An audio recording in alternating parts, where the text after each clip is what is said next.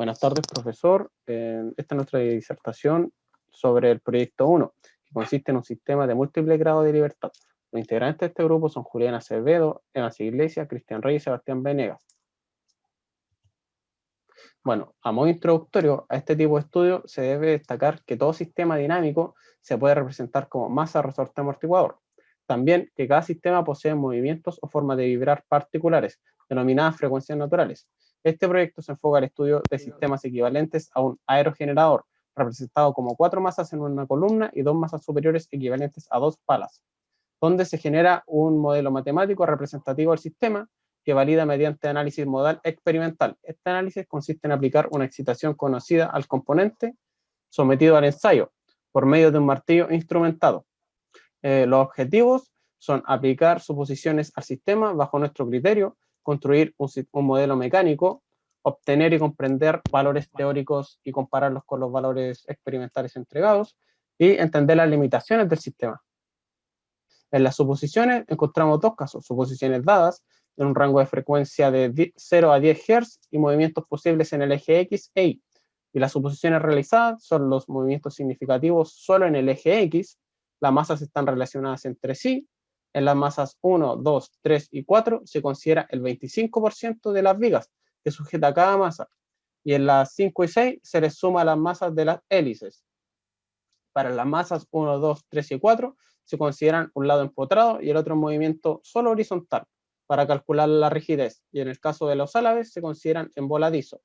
Se consideraron 4 planillas del Excel con valores experimentales representativos y las otras no fueron consideradas. En esta diapositiva podemos observar un modelo simplificado a modo de referencia del sistema dado por el profesor, en el cual las masas se ordenan de tal forma que los factores de rigidez y amortiguamiento se aplican en el eje X, ya que, como se mencionó antes, en Y las vibraciones se consideran irrelevantes para este caso. Estas masas se separaron para analizarse independientemente una de otras, con respecto a la fuerza que afectan a cada una, para así poder armar la ecuación de movimiento necesaria con tal de evaluar el sistema. Cada cuerpo presentado se puede evaluar con el análisis de toda fuerza que afecta en dirección izquierda se considera negativa en nuestro sistema y toda forma en dirección derecha positiva. Estas se suman según se muestre, como por ejemplo la masa 1, lo que está a la izquierda se suma con lo que está a la derecha, y se iguala a la masa por la aceleración del cuerpo, la cual se demostrará como m1 por x2 puntos.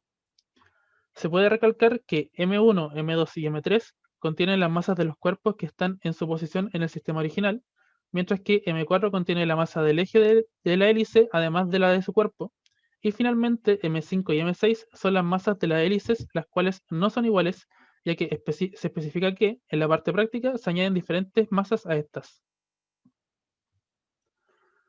Tras haber analizado y formulado todas las ecuaciones de movimiento y vibraciones de los cuerpos anteriores, esta se puede expresar en forma de matrices de dimensión 6×6, ya que en total todo el sistema es formado por 6 ecuaciones y 6 incógnitas. Para las masas, se obtiene esta matriz formada por las filas, las cuales representan la ecuación, y donde solo hay relación con una incógnita, la aceleración 1, y las columnas, las cuales relacionan la misma incógnita, pero en cada una de las 6 ecuaciones. Todas estas se multiplican por una matriz 1×6, donde aparecen las aceleraciones. De igual forma que la anterior, se puede obtener una matriz 6×6 de la rigidez, con las constantes K, con la misma disposición que las masas, con las filas mostrando una misma ecuación y la columna los valores relacionados con la misma constante, que en este caso será la posición del cuerpo. Al igual que las dos anteriores, aquí se forma una matriz 6×6, pero en este caso de amortiguamiento, las cuales luce bastante similar a la de matriz y masa, o sea, matriz de rigidez y masa, con las mismas disposiciones de fila y columna, pero con la diferencia que la matriz 1×6 que multiplica esta es una que contiene las incógnitas de velocidad del sistema.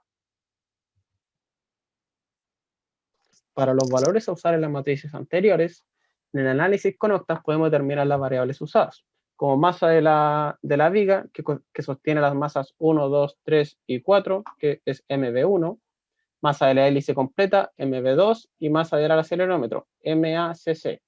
Luego tenemos las masas características de las masas 1, 2, 3, 4, 5 y 6, donde finalmente en las masas finales, para cada caso 1, 2, 3 y 4 se considera la masa característica más el 25% de la masa de cada viga que sujeta las masas. Y para las masas 5 y 6 se considera la masa característica más la masa de la mitad de la hélice completa. En este punto se calcula la rigidez para cada cuerpo, considerando el K1, K2, K3 y K4 como empotramiento a un lado y movimiento solo lateral en el otro extremo. Y para K5 y K6 se consideran en voladizo, que son las ecuaciones que se representan en el apartado valores de K. Luego tenemos el cálculo para la matriz de amortiguamiento, donde alfa y beta se calculan mediante un método que se explica más adelante. Las frecuencias naturales se obtienen del modelo sin amortiguamiento, que son las WN, y el E, que equivale al factor de amortiguamiento, se calcula en el método junto al alfa y beta. Con los datos de masa y rigidez se pueden obtener los amortiguamientos críticos. Finalmente, con los factores de amortiguamiento y los amortiguamientos críticos, se pueden calcular los valores para la matriz de amortiguamiento. Luego tenemos tres casos para el modelo matemático, con D equivalente a la matriz de amortiguamiento. Bueno, el caso 1, que está acá por A, nos dice que el amortiguamiento es proporcional a la masa. Representa el aire, el que se desprecia en estructuras pequeñas. El caso 2 nos dice que el amortiguamiento proporcional a la rigidez representa la energía disipada en la deformación. Y el caso 3, este caso es una combinación de los dos anteriores, en los que el amortiguamiento es proporcional a la masa y a la rigidez, y la energía se disipa mediante movimientos y deformaciones del sistema. Tras aplicar las fórmulas mencionadas anteriormente, además de la que se ve aquí, podemos obtener los valores de alfa y beta, además de los factores de amortiguamiento E, de la forma aquí mostrada, tomando el mínimo factor de amortiguamiento dado en el proyecto de 0,001 y utilizando la mayor frecuencia obtenida experimentalmente para formar una ecuación. Ahora, en la siguiente no se tiene el valor de E2, por lo cual genera otra incógnita, pero aún así tenemos la frecuencia que aplica como segunda más alta. Repetimos este procedimiento 4 veces más hasta llegar a la última ecuación, la cual contiene el factor de amortiguamiento más alto dado con la frecuencia más baja dada, teniendo así 6 ecuaciones con 6 incógnitas, pero que, a diferencia de las ecuaciones de movimiento, estas sí se pueden resolver de forma inmediata. Para lograr esto, utilizamos el programa EES, el cual nos arrojó los resultados mostrados aquí, de alfa y beta, y cada factor de amortiguamiento. Una vez ingresados los valores de alfa y beta a Octave, además de las frecuencias obtenidas y los datos anteriormente hablados por mis compañeros, podemos verificar que, según el programa, los factores de amortiguamiento están dentro de los parámetros dados por el profesor, además siendo bastante similares a los obtenidos por el EES, quedando en 0,005 como máximo y 0,001 como mínimo. Bueno, al obtener las matrices M, K y C, generamos las matrices necesarias para obtener incógnitas. Bueno, acá A, que se compone de la matriz M, una matriz de 0, otra matriz de 0 y otra matriz de M. Y la matriz B, compuesta por matriz C, una matriz K, la matriz menos M y matriz de 0. Con las matrices anteriores se calculan los valores y vectores propios con el comando X. Luego, los vectores propios de la diagonal de lambda se ordenan de menor a mayor para generar la matriz U de 12 por 12, que contiene los modos de vibrar del sistema no normalizado. Y el vector int corresponde al orden de los vectores de dicha matriz, de menor a mayor. Luego generamos un intervalo para generar los puntos en sus respectivas alturas del sistema, como se ve en la matriz I, o vector. Luego se determinan las amplitudes de los modos de vibrar para cada masa. La primera línea hace referencia a la base, que esta está completamente estática. Luego tenemos la amplitud de la masa 1, 2, 3, 4, 5 y 6 para el primer modo de vibrar del sistema. Esto se repite para los modos de vibrar, para los 6 modos de vibrar, modificando el valor de U solamente. Estos valores de al lado son los vectores de los modos de vibrar normalizados para el vector U1, U2, U3, U4, U5 y U6, que cada uno corresponde a un modo de vibrar. Luego acá tenemos un ejemplo de cómo se grafica el primer modo de vibrar. En el eje X, la amplitud de todos los cuerpos. En el eje Y, la altura de la estructura según nuestro sistema. Luego, la misma amplitud, pero en sentido contrario. Y US1 positivo y negativo corresponden a la hélice inferior. Bueno, acá tenemos los modos de vibrar no amortiguados, donde si nos fijamos en el punto 00 en el origen, encontramos la base. Estamos mirando la gráfica del primer modo de vibrar. El siguiente punto que está arriba de ese equivale a la amplitud de la masa 1. El siguiente punto, que sería el segundo, corresponde a la amplitud de la masa 3, de la masa 2. El siguiente punto es la amplitud de la masa 3. El siguiente punto es la amplitud de la masa 4, donde esta está unida a las dos hélices, donde la hélice inferior sería la que apunta hacia 0,5 y la hélice superior sería la que apunta hacia 1,5. En las otras gráficas que se ven a los lados y abajo, se pueden ver el segundo modo de vibrar, el tercer modo de vibrar, el cuarto modo de vibrar, el quinto modo de vibrar y el sexto modo de vibrar. Y estas tienen la misma cantidad de puntos hacia arriba que se asumen como las masas, como lo explicamos en el primer modo de vibrar. Bueno, acá tenemos los modos de vibrar amortiguados, donde podemos ver que el amortiguamiento no tiene una gran significancia dentro de la gráfica, ya que son muy similares a las gráficas del modo no amortiguado. Modelo experimental. En este apartado se realizó el cálculo de los factores de amortiguamiento y las frecuencias naturales de manera experimental en base a los datos proporcionados por el profesor. Para esto tuvimos que seleccionar las planillas que a nuestro juicio eran más correctas, las cuales cumplían con los requisitos para ser analizadas. Para el cálculo del factor de amortiguamiento se hizo en base al método de media potencia, el cual consiste en ubicar la amplitud resonante dentro de los pics más preponderantes del espectro, o vale decir, las frecuencias naturales que están ligadas a esta. También esta amplitud resonante tiene enlazada una frecuencia resonante. La amplitud resonante se divide por 2 y se trata de encontrar las dos frecuencias enlazadas a esta nueva amplitud. Como se puede ver acá, se tomó la gráfica de los datos experimentales de una planilla en donde se ven claramente los pics más preponderantes asociados a esta.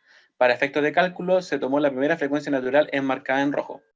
Acá se pueden ver los valores de la amplitud y su frecuencia respectiva, que en este caso vendría siendo la frecuencia resonante. Esta amplitud se dividió por 2 y se trató de hallar las frecuencias respectivas a esta nueva amplitud. El valor de la amplitud se encontraba entre estos datos de la tabla, por lo cual se tuvo que interpolar linealmente, dado que los valores están lo suficientemente cercanos entre sí para aceptar el comportamiento lineal referido. Posterior a esto, se toma la frecuencia resonante y se dividió por la resta de las dos frecuencias encontradas mediante la interpolación. Luego, el valor del factor de amortiguamiento es igual a 1 dividido 2 veces el valor anterior, como se puede ver acá en las fórmulas. De esta manera es como se encuentran los valores de los factores de amortiguamiento, los cuales se ven plasmados en la siguiente tabla de manera ordenada, de acuerdo a los datos obtenidos teóricamente, sacando un promedio final de estos. Luego, para el cálculo de las frecuencias naturales, se acotó el gráfico de tal manera que las amplitudes y frecuencias naturales se vieran más claras. A este gráfico se le aplicó una leyenda que plasmara las respectivas amplitudes y frecuencias. Si en algún caso el pic más alto tomara dos valores, como es el caso que se muestra acá, siempre se toma la frecuencia que tenga el valor más alto de amplitud. Es así como se hallan las frecuencias naturales restantes, las cuales se presentan en la siguiente tabla de manera ordenada, según los datos teóricos entregados por el programa, a las cuales también se le sacó un promedio, al igual que los factores de amortiguamiento. Validación del modelo. Para la validación del modelo se realizó el cálculo de los porcentajes de error asociados a esta en base a los promedios calculados experimentalmente y los valores teóricos arrojados por el programa. Acá se presenta un ejemplo para el primer resultado, tanto para la frecuencia natural como para el factor de amortiguamiento. Se prosigue de igual manera para los demás valores y los resultados finales se presentan a continuación, en esta tabla. Bueno, como se puede apreciar, algunos resultados tienen un porcentaje de error elevado en comparación a otros. Estos valores pudieron haber sido provocados por distintos factores, tales como que no se tomaron en cuenta algunas masas en el modelo planteado, como por ejemplo son las masas de los pernos, la misma estructura, la orientación de la misma estructura, entre otras. Los golpes realizados pueden que no hayan sido del todo precisos o estuvieron en contacto con la misma herramienta al momento del impacto, porque según lo explicado por el profesor, los golpes deben ser casi precisos y casi perfectos, lo cual es muy difícil de lograr. También puede ser que tampoco se tomaron en cuenta factores tales como el viento o la gravedad a la que se sometía el sistema. El modelo planteado también por nuestro grupo puede haber sido que no sea el más adecuado en base a los diagramas y posiciones del sistema. A pesar de los valores resultantes y los factores que pudieron haber afectado el resultado final, como grupo Creemos que nuestro modelo no se aleja mucho de lo esperado, dado que, sin duda alguna, se necesitan realizar algunas correcciones al modelo teórico para que éste sea lo más representativo posible.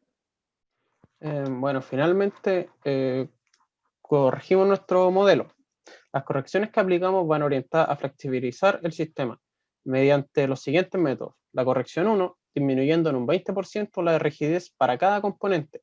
Así obtuvimos las siguientes frecuencias naturales que se ven acá y factores de amortiguamiento que equivalen al E. Esto debido a un factor de inexactitud del sistema considerado, ya que las masas 2, 3 y 4 no están empotradas como realmente en uno de los extremos. Y la otra corrección al modelo fue la consideración de la distribución de masa de las vigas en las masas características, donde al existir un pequeño aumento de las masas, estas flexibilizaron el sistema y disminuyeron las frecuencias naturales. Bueno, profesor, esta ha sido nuestra presentación. Para no extendernos más, muchas gracias.